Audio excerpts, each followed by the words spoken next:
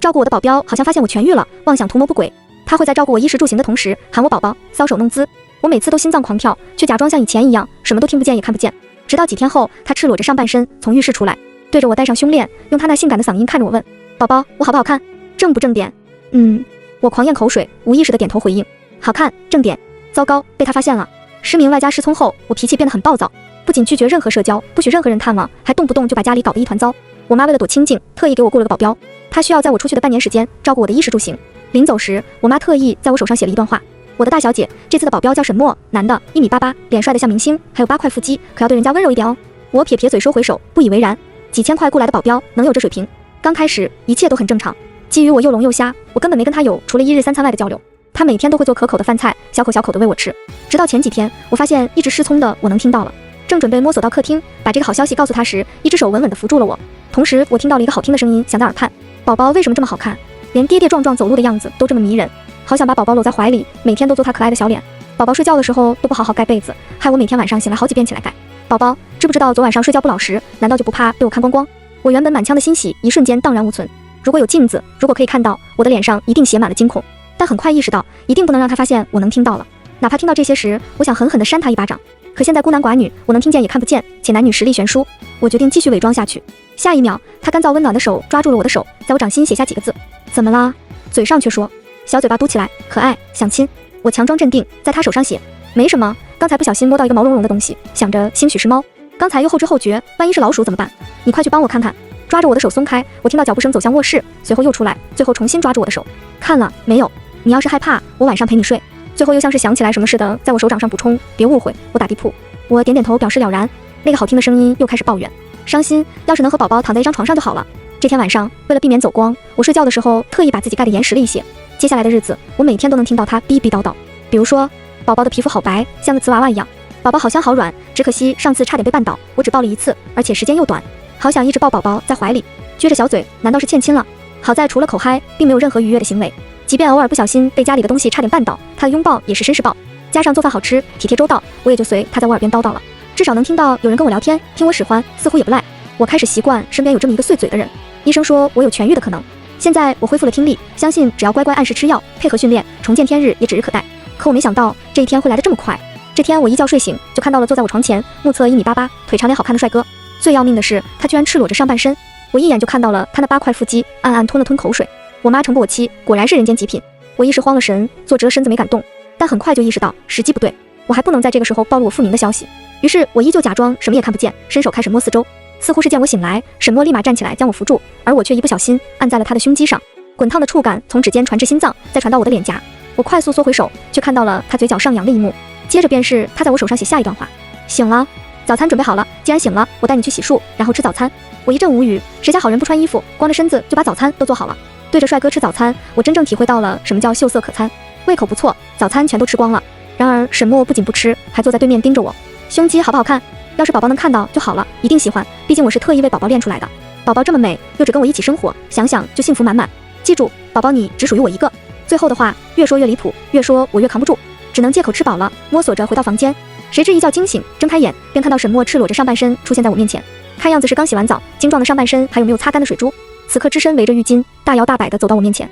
我暗暗惊呼他的大胆，却又不肯放过他身上近乎完美的肌肉线条。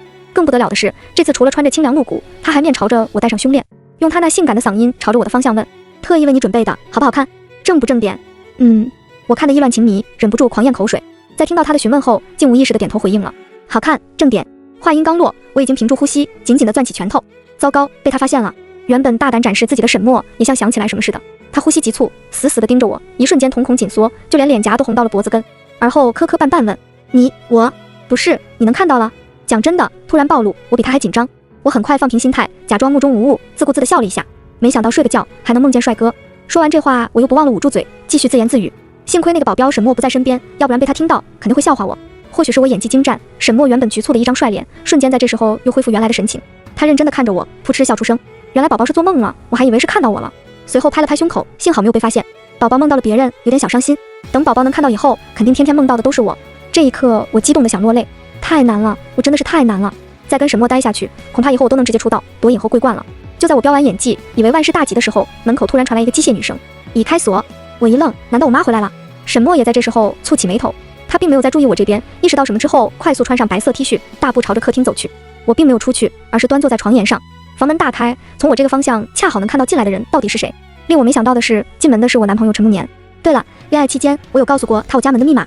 就在我疑惑，我不是已经让我妈告诉那些朋友，也包括陈慕年不许来探望我的时候，就看着紧跟陈慕年身后的是一个女孩。等看清楚那张脸时，我更加震惊，来人正是我大学舍友何贝贝。她怎么会跟陈慕年在一起？来不及想太多，那两个进了门的人根本没有察觉到客厅里的沈墨就在沈墨面前拥吻的难舍难分。这一刻，我犹如当头棒喝，脑子里也在这个时候嗡的一声，陈慕年出轨了，出轨对象还是我大学舍友，他们俩又是什么时候认识的？一系列的问号在我脑中不断闪现。这边沈墨已经攥紧拳头，冷声质问起来：“你们是谁？”陈慕年似乎现在才看到客厅有人，也被吓了一跳，破口而出：“卧槽，吓我一跳！你又是谁？”沈墨将两人打量一番，然后开口：“我是苏夫人过来照顾小夏的。”这边话还没说完，陈慕年已经不屑道：“原来是个佣人啊！听好了，我是小夏的男朋友，他未来的老公。我现在是回我女朋友家，别挡道。”沈墨被他推开，而他则拉着身后的女人，一屁股坐在沙发上。沈墨打量着两个人，你没问，你是她男朋友，那他呢？应召女郎。最后那几个字调侃的意味更浓。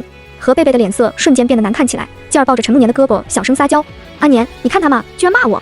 沈墨站起来，好笑的是1.78米的他，因为没有沈墨高，只能仰起头看。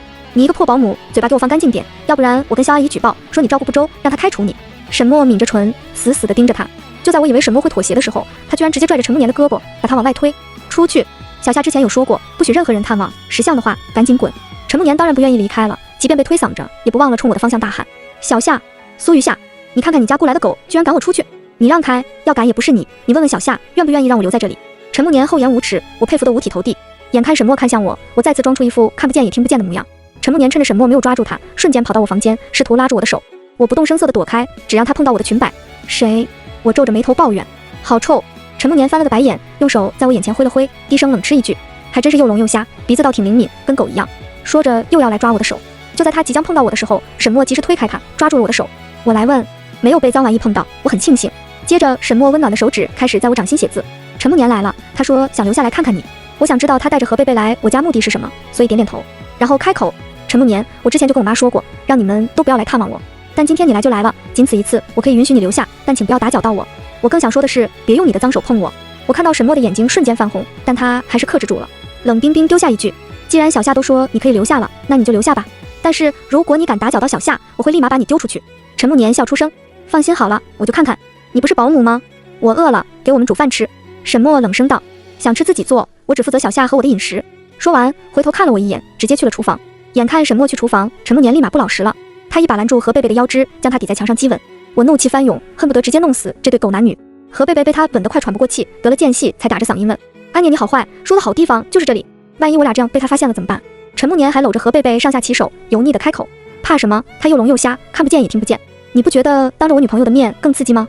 说着又直接把何贝贝按在了我的床上。“贝贝，你可真是我的心肝宝贝，聊得我心痒痒。”何贝贝娇笑着推开他问：“别，可别，我怕。我们这样做，万一那个保姆告诉苏夫人怎么办？”陈慕年再次不要脸皮的解释：“告诉就告诉，这么离谱的事，苏夫人怎么会相信？而且我无论是在苏夫人还是苏玉夏面前，都是24孝好男友。你说说，在准女婿和一个下人之间，他会相信一个下人的吗？”何贝贝娇笑着将陈慕年推开，随后故意踉跄到我身边，轻声细语道：“苏玉夏，你总以为自己是高高在上的大小姐，生下来就享受最好的资源。可惜啊，阿年说你就是一条母狗，而你将会被我们这两个从深渊好不容易爬出来的人踩在脚底下。”闻言，我已经忍不住了。眼看他们粘在一起，我假装摸索着床头的水杯，抿了一口后，直接砸向陈慕年，并且大声道：“沈墨，为什么我的水是凉的？我现在立刻马上要喝温水。”杯子扔得很精准，直接砸在了陈慕年的后脑勺。他吃痛，惊呼出声。原本在做饭的沈墨听到动静，3两步赶了过来。他先是看向地上的水杯，又将视线落在这两个人身上。瞥见衣衫不整的何贝贝，立马别过头，并且直接一拳砸在了陈慕年的脸上。“畜生，你在小夏面前做什么？”陈慕年还想解释，沈墨已经拽着他往房外拖，直到最后打开大门，他才将两人推了出去。“滚，以后都别再来了。”赶走那两个人，屋子里才算清静一些。见我还呆呆地站在原地，沈墨慢慢走向我。我想到刚才发生的事，于是继续演下去。“沈墨，我刚才扔杯子是不是砸到你了？”他极其温柔地牵起我的手，双眼都红彤彤的，最后在我手上写下2个字：“没有。”这2个字写完，他缓缓抬手朝着我的脸靠近，我只能努力不去眨眼睛，看向前方，而他的手却在即将附上来的时候停下了。他哑着嗓音开口：“对不起宝宝，都怪我来得太晚，让你遇到这么一个人渣。宝宝，以后你都是我的，让我保护你好不好？宝宝，我很想让你早点复明，却又庆幸你什么都没有看见。放心好了，都交给我。宝宝，我好想，好想。”说真的，这一刻连我都被他感动了。我突然很难过，想哭。为曾经付出的情感，为自己的愚蠢，可又不知道怎么的，头脑一时发热，佯装自己险些摔倒，而后扑向他。沈墨并没有预测到被我结结实实扑个满怀，我趁机紧紧地抱住他，感受他结实的胸膛、滚烫的温度以及熟悉的好闻的沐浴露香味。眼看他想将我推开，我却死死地抱住他，脸颊贴在他的胸膛，用略带哽咽的嗓音道：沈墨，我也不知道为什么，突然好难过，或许是觉得自己又聋又瞎，感到悲哀吧。阿莫，先别松开，抱抱我。沈墨嗯了一声，随后用极其克制的力道拥着我。我的耳朵贴着他滚烫的胸膛，听到他的心跳在这一刻乱了节奏。他哑着嗓音道：宝宝，我好喜欢你。宝宝，我有些自私，如果我们可以一辈子都这样在一起，那该有多好。其实在我的认知中，陈慕年从来都不是今天这样。大学时洗得泛黄的白 T 恤，干练的短发，并不富裕的家庭，再加上阳光的笑容，每一次他的接近都让我心疼，最终沦陷在他的温柔和细心当中。我们19岁相恋，如今他和我都已经23岁，短短4年时间，我记忆里的阳光又积极向上的少年郎，成了今天这副丑恶嘴脸。我也忘了他到底是什么时候改变的，是从毕业没多久便自暴自弃，窝在沙发通宵达旦打游戏开始，还是从他偶尔字里行间透露的不耐烦开始萌芽？何贝贝向来跟我不对付，可陈慕年变得让我害怕。我不知道自己是什么时候抱着他，流着眼泪睡着的。总而言之，等我再醒来，人已经在床上了。接下来的日子里，我继续依旧扮演着又聋又瞎的角色，只不过跟沈墨的关系比先前好了不少。当然，我也没有忘记陈慕年那天对我做过的事。只可惜，因为要扮演又聋又瞎的苏玉夏，我只能趁着沈墨煮饭的时候，偷偷走到阳台，给自己找私家侦探，去调查有关于陈慕年的一切。好在私家侦探速度够快，不过1个星期的时间，就将陈慕年所有的事情都调查得一清二楚。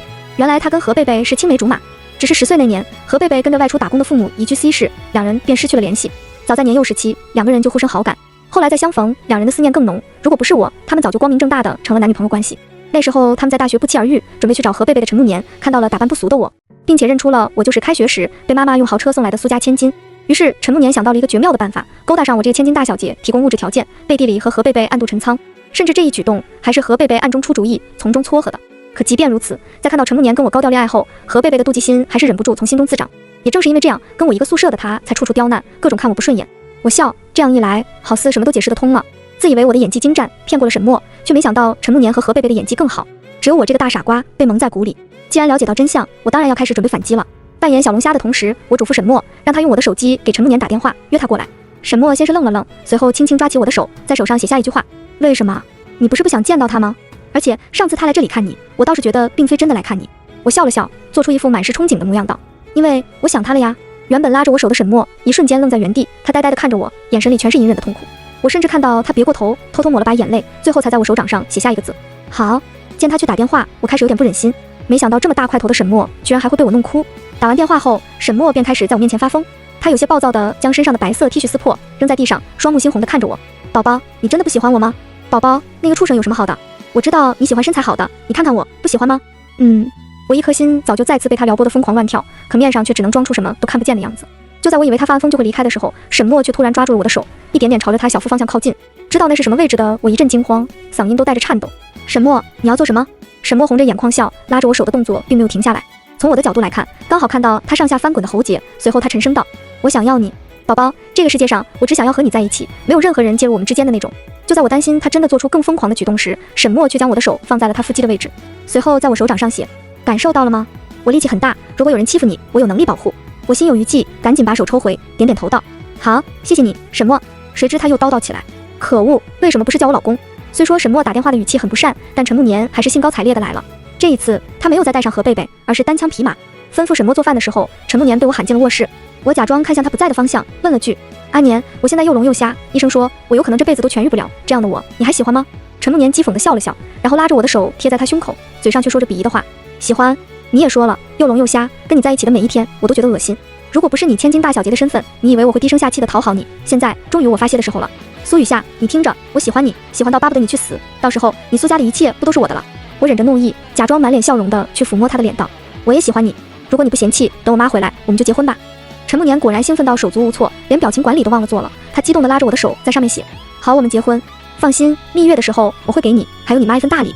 接着他走出门，左顾右盼，确定沈墨还在厨房，立马打电话给何贝贝分享这件喜事。贝贝，他答应跟我结婚了。放心，他一个又聋又瞎的人，到时候度蜜月出什么意外不是很正常的事。至于他妈那个老女人，膝下只有他一个女儿，因为女儿去世伤心过度，绝望自杀也有可能，是不是？说完这些，两个人又开始畅想坐拥我家几千万资产，从此走上人生巅峰的美妙生活。而我看向旁边的手机，直到两个人快挂断电话才结束了录音。陈慕年离开后，这天夜里，沈墨又发了疯怒腹肌，喊我宝宝，比起白天还要疯狂。直到最后，他盯着我委屈巴巴开口：宝宝，你知道我有多妒忌陈慕年那个畜生吗？我今天看到宝宝摸他的脸，牵他的手，我妒忌到发疯，恨不得冲上去把被你牵过的他的手剁掉。我想我也是忘了自己是个小龙虾，在他说这话的时候忍不住问了句，所以你喜欢我是吗？原本正阴暗爬行的沈墨听到我的话，先是一愣，随后道，吓我一跳，我以为你能看得到了。我不想再装了，索性摊牌，不仅能看到了，还能听到。沈墨的表情变得更加难以形容，他磕磕绊绊道，你真的能看到，也能听到？你什么时候好的？随后像意识到什么似的，赶紧捡起地上被他撕碎的 T 恤，盖住自己的胸肌。我被他的样子逗笑了，一步一步朝着他靠近，而他的脸瞬间红到脖子根，被我一步步逼至角落。看他这副纯情小白兔模样，我玩心大起，干脆两手搭在了他的脖子上，问，躲什么？平时不是很大胆吗？怎么现在胆小的像只兔子？是谁每天不是喊我宝宝，就是喊老婆？挡什么？放下来啊！你不是说专门练给我看的吗？害羞了。正当我还想继续撩拨的时候，沈墨的手机在这时候震动起来，他匆匆掏出手机冲我扬了扬，是肖阿姨打来的。我点头松开了手，沈墨则走到一边去接电话。从两人的对话中不难听出来，他们很熟，熟到了我意想不到的程度。我静静地看着沈墨，直到挂断电话，才又上前继续询问，你跟我妈很熟？沈墨有些尴尬，其实也不是很熟，一般般吧。我继续问，我妈一个月给你多少工资？沈墨脱口而出，3000。我3000。沈墨似乎有些不明白，但还是反问一句，难道不对吗？暑假工不都是这个水平的工资？而且我觉得这份工作比在流水线打螺丝强多了。是强多了，可是这么好的条件，这么低的工资，我严重怀疑其中有猫腻。沈墨和我妈的事我先搁置一边，眼下最重要的是调查陈慕年，掌握足够多的证据，争取直接送他去吃牢饭。不得不夸对方业务能力强，短短2天时间，私家侦探就找到了更多的证据，比如说他们谋划接下来谋害我的方式，两个人出入酒店的照片。更令我想不到的是，就连我出车祸导致又聋又瞎的这场意外，也是他们一手策划。私家侦探道，我没想到这个人竟然这么可恶，想让对方签了高额意外保险，再设计出车祸。姑娘也是够傻的，居然还在恋爱就答应签下高额意外保险。证据送到警察局，够他喝一壶的。我紧紧攥着手机，好让自己能够平静一些。是啊，真够傻的。那时候他告诉我，他毕业以后没有工作，只能入职保险公司，还告诉我入职半个月没有谈成笔业务。我心疼他，便买了他手上最贵的项目，最高档的意外保险。可他却从一开始就不是奔着那点提成来的，而是高额保险金。见我没有死，更是把主意打到我家产上。我承认是我眼拙，也总算明白我妈说的，她总觉得陈慕年有点说不上来的感觉，甚至一直阻止我们在一起。看来我妈的直觉是对的，陈慕年根本不是东西。我再次让沈墨约了陈慕年来我家，就在他本性暴露，以为我还是又聋又瞎的时候，我突然道，陈慕年，我们分手吧。陈慕年被吓了一跳，分手？为什么？我如实告诉他，我已经能看见也能听见，并且把上一次他来我家我录下的所有录音放给他听。他先是忏悔，接着跪地求饶，一个巴掌一个巴掌的往自己脸上扇。可听到最后，他跟何贝贝谋划如何让我和我妈意外身亡的时候，他就知道包不住了。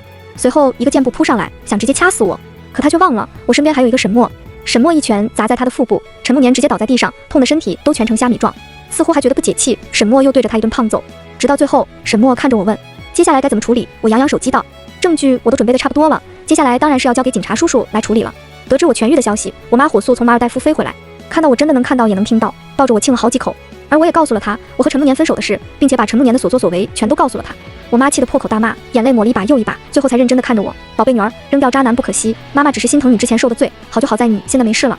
找男人一定要擦亮眼睛，有时候真正的良人或许近在咫尺。我知道我妈说的是沈墨，干脆趁机问她，妈你就别逗我了，告诉我沈墨到底是怎么回事。我妈还在装，一双眼睛却不自觉的左右飙，跟他处了这么多年，我当然知道她在撒谎，于是道，还不老实交代，谁家暑假工这么优质还这么便宜？等等，妈，你不会是专门在会所给我找了个丫吧？我妈连连摆手，不是，他其实是你未过门的未婚夫。我原地震惊，未婚夫？我妈点头，接下来讲述了来龙去脉。原来这就是我妈早就跟我提过，从小给我定下来，我未曾谋面的未婚夫，沈氏集团独子沈墨。只是那时候我向往自由，在我妈还没告诉我那个人究竟是谁的时候，就已经否决他，告诉我妈我要自由恋爱，让他早早摒除封建陋习，而且还说我已经有了心上人。我妈早就看出来陈慕年心术不正，只是没想到居然那么大胆，真的敢谋财害命。后来我出事，他趁机叫回了我这个未婚夫，好好照顾我，培养感情，希望我能无痛移情别恋。我看向沈墨，沈墨点头，确定了我妈说的都是真的。眼看我俩对峙，我妈赶紧脚底抹油，借口要去厨房煮饭，留我俩在房间。我有些嫌弃地看着沈墨，原来你就是当年那个流着鼻涕跟在我后面的小屁孩，比我还小。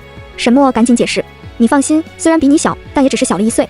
你要是不喜欢这样的，其实我还可以那样。我好奇哪样？他高大的身形靠近，一种无形的压迫感也让我有些无措。下一秒，他将我摁在床上，慢慢靠近，低沉而有磁性的嗓音随之响起，也可以这样。所以宝宝，你喜欢哪样？是刚刚发现你秘密的惊慌小白兔，还是每天晚上想你想到发疯的狼？我两手支撑在他的胸肌上，可恶，你早就知道。他笑而不语，慢慢凑近，我的心也在疯狂跳动。而这时候，我妈却突然将门打开，喊了句沈墨，接着快速变了强调，我什么都没看见，你们继续。经过后面了解，我才知道，原来沈墨那个大坏蛋早就知道我装聋装瞎。不仅如此，连带我意外找到的私家侦探，其实也是他安排的。私家侦探之所以能快速找到这么多证据，也有他从中作梗。那时候尚在国外的他，得知我出车祸，火速回国，了解到事情的来龙去脉，便开始调查，因此发现了很多端倪。后来就是照顾我的事，他一边照顾我一边调查，直至我慢慢恢复。问起来的时候，他用手点了点我的鼻尖，宝宝，其实你的演技挺一般的，谁家小姑娘时嘛都看不到也听不到时，脸红的那么厉害。不过宝宝那副模样真的好可爱。我狠狠地瞪了他一眼，沈墨继续问，宝宝，那我现在不是外事，是正事了吧？我没好气地哼哼2声，沈墨却高兴地将我抱起来，转了好几圈。这一幕恰好被我妈看到。等沈墨出去以后，我妈神秘兮兮地凑近我问，乖女儿，告诉妈，你俩走到哪一步了？我的脸瞬间涨红，不去看他。什么啊，一步不哪步？他还小，今年才大4，是个弟弟。我妈赶紧补充，不小了，法定结婚年龄都够。看来你们还没到那一步啊。我问我妈怎么了，我妈笑笑道，没怎么，就是关心我女儿还有女婿。证据交给警方的1个月后，陈慕年和何贝贝涉嫌谋杀骗保的罪名成立，2个人分别被判处12年以及10年有期徒刑，走出法庭。我还是忍不住问他为什么。陈慕年破罐子破摔，冷笑道，为什么？你为什么不问自己为什么？凭什么你这样的人生来就会比我们高贵？凭什么我努力了10几年甚至几10年才能走到你们的起点？贝贝说的没错，像你这种高高在上又被保护得很好的千金大小姐最好骗，善良又愚蠢，我只要示弱就会获取你的同情。只可惜你运气好，而我恰好算漏了一点。我狠狠甩了他一耳光，无耻！结果公布以后，不仅仅是朋友大为震惊，连得知的网友都直呼禽兽。也因为这件事，很快掀起万千网友争相热议，没有一个人不指责这对狗男女狼心狗肺的。我知道漫长的牢狱生活会让他们知道该怎么做人。从法院回来后，我妈异常高兴，特意准备了很多食材，和家里的做饭阿姨一起准备了满满一大桌子菜，声称是庆功宴，庆祝那对禽兽被绳之以法，甚至还特意开了瓶他平时舍不得喝的我爸爸尚在人世时为他准备的红酒。这天，我妈端着酒杯，对着我爸的照片默默流泪。老苏，你看，我有好好保护咱们的女儿，也给咱们女儿找到了一个会好好保护她的人。小伙子人不错，你要是还在人世，也会喜欢他的。我妈亲自敬酒，我和沈墨都多喝了2杯。酒过3巡，我和沈墨才突然发现，我妈和做饭的张阿姨不知道什么时候已经不见了。偌大的别墅里只剩下我们2个人，我俩相对视着，痴痴傻笑。尤其是看着沈墨帅气的一张脸以及精壮的身躯，我竟有种口干舌燥的感觉。越来越无法控制的时候，回过神，我已经将沈墨扑倒在沙发上，他脸色红到耳根，深情地看着我，而我也感觉到了不对劲的地方。我一边喘气一边道，阿莫，我妈好像在我们的酒里加了东西。理智告诉我要克制，可我的手，我的身体已经不受控制，紧紧地抱着他，扭来扭去。他也清醒了一点，磕磕绊绊道，那我们该怎么办？要不我们去医院？他的双眼明明写满了欲望，可却努力支撑着自己的身体，不让他整个人都压在我身上。我用了蛮力，狠狠将他勾进怀里，用充满蛊惑的嗓音道，去什么医院？解药不就在眼前？阿莫，难道你不想吗？阿莫，过了今天晚上，我们就在一起吧。他彻底沦陷，在我耳边低低地嗯了一声，随后紧紧地将我拥在怀里。我躺在床上，任由头顶的吊灯上下摇晃，配合他度过这个美妙的夜晚。我知道抛却了不好的，未来等待我们的都是甜蜜。全文完。